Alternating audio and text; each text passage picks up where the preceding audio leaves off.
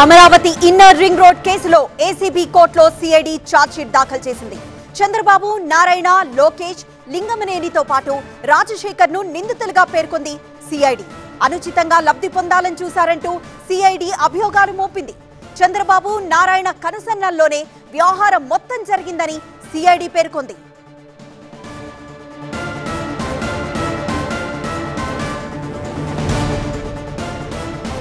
Inner ring road కి సంబంధించిన breaking news చూస్తున్నాం. అమరావతి ఇన్నర్ రింగ్ రోడ్ కేసులో ఏసీబీ కోర్టులో సిఐడి ఛార్జ్ షీట్ దాఖలు చేసింది.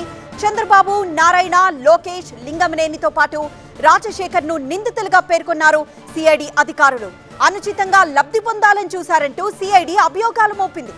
చంద్రబాబు, నారాయణ కనుసన్నల్లోనే వ్యవహారం మొత్తం జరిగిందని సిఐడి పేర్కొంది.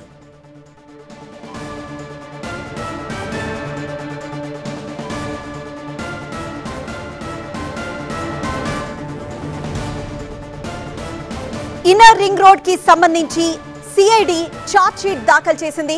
అమరావతి ఇన్నర్ రింగ్ రోడ్ కేసులో ఏసీబీ కోర్టులో సిఐడి ఈ ఛార్జ్ షీట్ దాఖలు చేసింది. చంద్రబాబు, నారాయణ, లోకేష్, లింగమనేనితో పాటు రాజశేఖర్ ని కూడా నిందితులుగా సిఐడి అధికారులు పేర్కొన్నారు. రాజశేఖర్ పాత్ర కూడా ఉందని, రాజశేఖర్ కూడా కీలక వ్యక్తే ఈ ఐఆర్ఆర్ కేసులో అంటూ సిఐడి అధికారులు నిందితులుగా రాజశేఖర్ పేరును కూడా చేర్చారు. అనుచితంగా లబ్ధి పొందాలని వీరందరూ చూశారంటూ సిఐడి అభియోగాలు మోపింది. లోకేష్, లింగమనేని, చంద్రబాబు, నారాయణ, రాజశేఖర్ వీళ్ళందరి పేర్లు ఆ అభియోగాలు లిస్టులో చేర్చారు. చంద్రబాబు, నారాయణ కనుసన్నల్లోనే వ్యవహారం మొత్తం జరిగిందని సిఐడి పేర్కొంది.